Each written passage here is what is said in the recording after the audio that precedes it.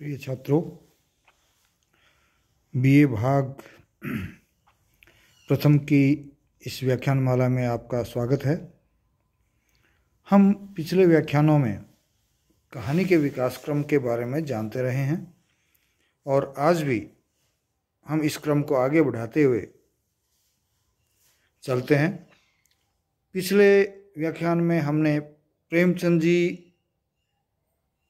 की कहानियों के बारे में जानकारी ली थी। अब प्रेमचंद युग के एक दूसरे महान कहानीकार जयशंकर प्रसाद, जो कि प्रेमचंद जी के समकालीन थे, उनके बारे में जानकारी लेंगे, उनकी कहानियों के बारे में जानकारी लेंगे और ये जानने की कोशिश करेंगे कि दोनों समकालीन थे, दोनों महान साहित्यकार थे, फिर भी कहानी के क्षेत्र में जयशंकर प्रसाद को वो स्थान प्राप्त नहीं हुआ जो कि प्रेमचंद जी को था या प्रेमचंद जी को प्राप्त हुआ। तो वो भी जब हम इनके कहानियों की विशेषताओं को जानेंगे और प्रेमचंद जी के बारे में हम पहले जान चुके हैं, तो हमें ये बात पता लग जाएगी कि कहानी के क्षेत्र में प्रेमचंद जी जयशंकर प्रसाद से ऊपर क्यों रखे जाते हैं। हालांकि साहित्यकार के रूप में दोनों ही महान थे। हम ये नहीं कह सकते कि प्रेमचंद जी बड़े साहित्यकार होंगे या प्रसाद कोई निम्न श्रेणी के साहित्यकार होंगे। दोनों अपने अपने क्षेत्र में बहुत ऊपर थे। जैसे नाटक और कविता के क्षेत्र में जयशंकर प्रसाद आगे थे, तो कहानी और उपन्यास के क्षेत्र में जो है, निबंध के क्षेत्र में प्रेमचंद जी कहीं आगे दिखाई देते हैं। ये हम जानते हैं कि प्रेमचंद जी और जयशंकर प्रसाद दोनों समकालीन रहे हैं। जयशंकर प्रसाद की पहली कहानी ग्राम 1911 में इंदु नामक पत्रिका में छप गई थी और इन्होंने अपने जीवन में काफ़ी कहानियां लिखी। एक जगह ये लिखा मिलता है कि इन्होंने अपने जीवन में 69 कहानियां लिखी, लेकिन मैं नहीं समझता कि इन्होंने 69 ही कहानियां लिखी होगी। कहानियों की संख्या इनकी अधिक है और ये कहानियां जो है विभिन्न कहानी संग्रहों में छपी, जिनमें मुख्य रूप से हम ये जानेंगे कि एक तो प्रतिध्वनि नामक कहानी संग्रह था जो 1926 में छपा, आकाशदीप जो है 1929 में छपा, आंधी नामक संग्रह जो है वो 1931 में छपा और इंद्रजाल नामक जो संग्रह है वो 1936 में छपा। तो इन 4 कहानी संग्रहों में लगभग जयशंकर प्रसाद की कहानियां हमको मिल जाती है। और कहानियां इतने लिखने के बावजूद भी हमें ये ज़रूर जानना होगा कि कहानी लेखक के रूप में प्रसाद की जो प्रवृत्ति रही है वो प्रेमचंद जी से बिल्कुल अलग रही है। इनकी कहानियां न तो शिल्पगत, न भावगत, किसी भी दृष्टि से, न कलागत, किसी भी दृष्टि से एक दूसरे की समानता करती हुई दिखाई नहीं देती है। दोनों अलग अलग दिशाओं में जाती हुई दिखाई देती है। क्यों? क्योंकि प्रेमचंद जी ने जहाँ अपनी कहानियों में जीवन के यथार्थ को स्थान दिया, वहीं प्रसाद जी की कहानियाँ रोमानियत को लिए हुए थी। आगे महत्वपूर्ण अंतर है, जहाँ प्रसाद की कहानियों में रोमानियत होती थी, वहीं प्रेमचंद जी की कहानियों में जीवन का यथार्थ हमको मिल जाता है। और यथार्थ को कम महत्व देते हुए जयशंकर प्रसाद ने किस चीज़ को अधिक महत्व दिया? हमारा जो स्वर्णिम अतीत रहा है भारत का, वो स्वर्णिम अतीत, उसका गौरव, भावुकता और मसृण कल्पना की ऊंची उड़ान। अब मसृण हम कहते हैं चिकनी, नरम, नाजुक सी।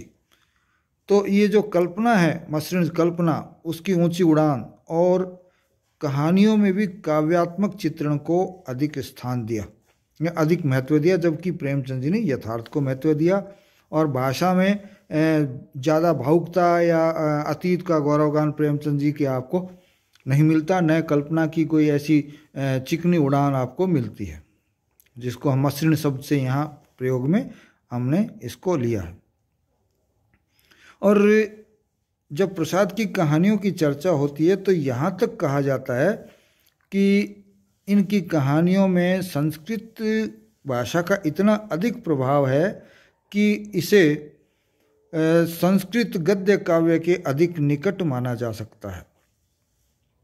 लोग कहते हैं कि संस्कृत का जो गद्य काव्य है उसके अधिक निकट हैं। उदाहरण के लिए हम यदि चाहें तो चक्रवर्ती का स्तंभ जो कहानी है, पत्थर की पुकार है, प्रतिमा है, ये सब कहानियाँ जो है इस तरह की कहानियाँ हैं जिनमें कि हम कह सकते हैं कि संस्कृत गद्य काव्य जैसी लगती हैं। इसके अलावा प्रसाद की कहानियों में प्रेम और करुणा, त्याग और बलिदान, दार्शनिकता और काव्यात्मकता और भावुकता तथा चित्रात्मकता का आपस में प्राधान्य बहुत अधिक मिलता है। किन किन चीज़ों का मिलता है? देखिए, बलिदान का, त्याग और बलिदान का अधिकांश भाग अपने को मिल जाता है, दार्शनिकता और काव्यात्मकता का मिल जाता है, प्रेम और करुणा का मिल जाता है, दार्शनिकता का मिल जाता है, काव्यात्मकता का मिल जाता है, चित्रात्मकता का मिल जाता है। इन सब का प्राधान्य इनकी कहानियों में मिल जाता है। हालांकि इनकी जो परवर्ती कहानियाँ थी, अर्थात इनकी बाद में लिखी हुई जो कहानियाँ थी, जीवन के जो बाद का समय था, उसमें चित्रात्मकता की जो प्रवृत्ति है वो इनकी कम होती गई और उसका स्थान मनोविज्ञान ने ले लिया। और ऐसी कहानियों के उदाहरण आपको देखना चाहेंगे तो आकाशदीप है, कला है, देवदासी है, आंधी है, मदवा है, इंद्रजाल आदि कहानियाँ जो है वो इसका एक बहुत बड़ा उदाहरण आपको हमारे सामने प्रस्तुत करती है। और इसके भी बाद की जो कहानियाँ जयशंकर प्रसाद की थी वो उलझनपूर्ण मन की स्थितियों को, और उलझनपूर्ण जब मन होता है तो उसमें मन में जो द्वंद्व चलता है, मानसिक द्वंद्व चलता है, उस द्वंद्व का सफल चित्रण करती हुई हमको दिखाई देती है। तो ये इनकी कहानियों की कुछ विशेषताएं हैं। इसके अलावा भी इनकी कहानियों की जो एक विशेषता स्पष्ट तौर पर दिखाई दे जाती है वो ये है कि नारी के पात्र, जो इनकी कहानियों के नारी पात्र हैं, वो एक विशेषता लिए होते हैं। जैसे प्रेमचंद जी के जो पात्र हैं वो हम पाठकों के बीच से ही निकले हुए हमको नजर आते हैं, वैसे ही जो प्रसाद के नारी पात्र हैं वो हमको अलग ही दिखाई देते हैं और उनका जो चरित्र है वो सामान्य से ऊंचा उठा हुआ हमको दिखाई देता है। और हम कह सकते हैं कि जहाँ तक नारी पात्रों की सृष्टि का सवाल है, इनके नारी पात्र अद्वितीय रहे हैं। क्यों? क्योंकि इन पात्रों में निश्चल प्रेम मिलता है, त्याग मिलता है और बलिदान मिलता है। ये भावनाएं इनके नारी पात्रों में कूट कूट करके भरी हुई मिलती है। जैसे आकाशदीप है, चंपा है,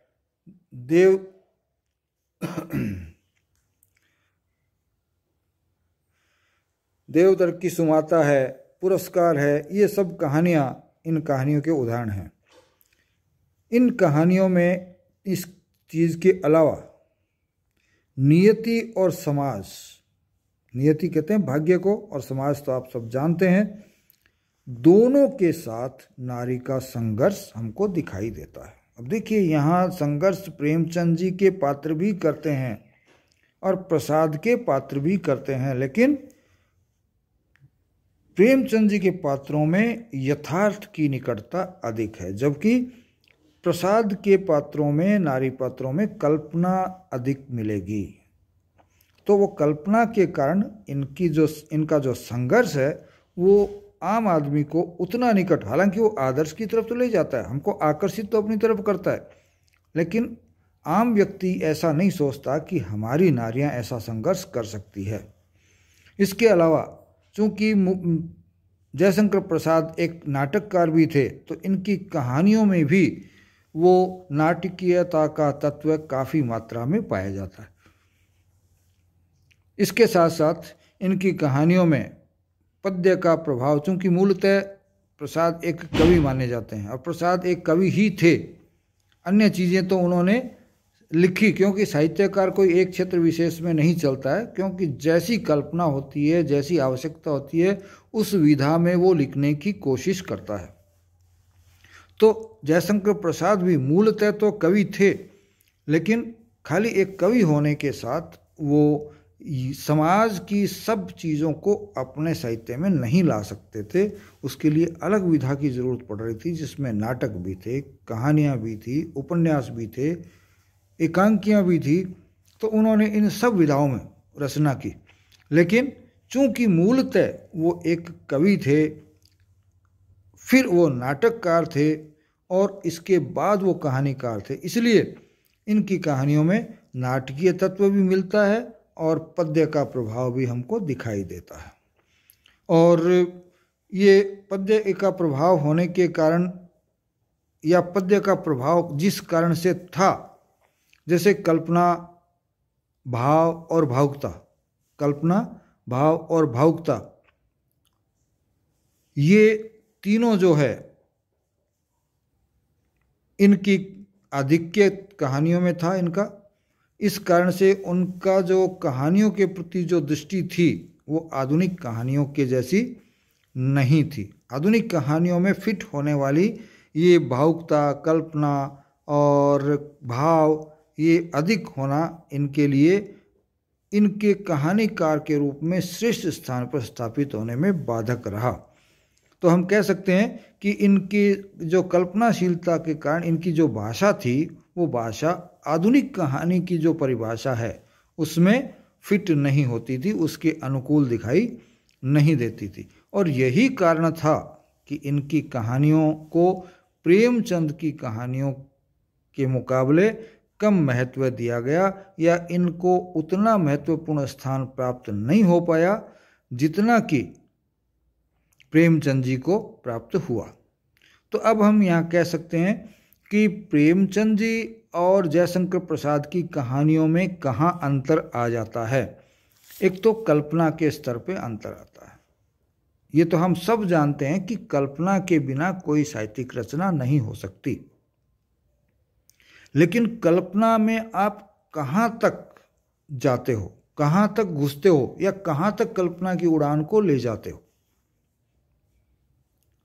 तो प्रेमचंद जी के साहित्य में, कहानियों में कल्पना तो है, लेकिन वो कल्पना उतनी ही है जितनी कि बहुत जरूरी थी और जो यथार्थ के साथ जुड़ी हुई थी। ऊंचाइयां ली कल्पना ने, लेकिन उन ऊंचाइयों के पांव जमीन पर टिके हुए थे, जुड़ी हुई थी वो जमीन से पूरी तरह। तो हम कह सकते हैं कि वो यथार्थ की कहानियां थी, जिसने समाज की जो यथार्थ थी, जो बुराइयां थी, जो अच्छाइयां थी, उन सबको पकड़ा और उनको लोगों के सामने ला करके, बुराइयां थी तो उनको दूर करने की तरफ ले जाने की कोशिश की, अच्छाइयां थी तो उन अच्छाइयों की तरफ जाने की कोशिश की। और भाषा इनकी उर्दू मिश्रित, आम जनता के बिल्कुल दिल के पास रहने वाली भाषा थी, जबकि जयशंकर प्रसाद की भाषा में संस्कृत निष्ठा काफ़ी थी। इसके अलावा प्रेमचंद जी की कहानी पूर्णतया एक गद्य कहानी हुआ करती थी, जबकि प्रसाद की कहानियों में काव्य का प्रभाव खूब अधिक दिखाई देता है। प्रेमचंद जी में नाटकीय कहानियों में नाटकीयता नहीं मिलती, जबकि प्रसाद की कहानियों में नाटकीयता भी मिल जाती है। तो इनकी कहानियों में एक काव्यात्मक प्रवाह जो है वो प्रेमचंद जी की तुलना में अधिक मिलता है, जबकि प्रेमचंद जी का जो कहानियों का प्रवाह है वो यथार्थ की तरफ जाता हुआ दिखाई देता है। और यहाँ आकर के एक खुरदरापन जो प्रेमचंद जी की कहानियों में है, उतना ही मसृण जिसको हम कहते हैं, चिकनापन, प्रसाद की कहानियों में हमको दिखाई दे जाता है। तो यथार्थ को, आधुनिक कहानी चूंकि यथार्थ को अधिक महत्व देती है, तो आधुनिक काल की कहानियों में प्रसाद की कहानियाँ अच्छी होते हुए भी, प्रेरक होते हुए भी सामाजिक दायित्वों का निर्वहन करते हुए भी उस स्तर को या उस महत्व को प्राप्त नहीं कर सकी जिस महत्व को कि प्रेमचंद जी की कहानियों ने प्राप्त किया और दुनिया भर में जो मान्यता प्राप्त की। लेकिन हम प्रेमचंद जयशंकर प्रसाद की कहानियों को ये नहीं है कि भुला दें, क्योंकि ये कहानियाँ भी बहुत महत्वपूर्ण हैं हिंदी कहानियों के क्षेत्र में, हिंदी साहित्य के क्षेत्र में, और विश्व में भी ये हमको आगे की तरफ ले जाती हैं। इसी के साथ आज की चर्चा हम यहीं समाप्त करेंगे। कल हम छायावादी युग के या अगले व्याख्यान में हम छायावादी युग के अन्य साहित्यकारों की चर्चा करेंगे। जय हिंद, जय भारत।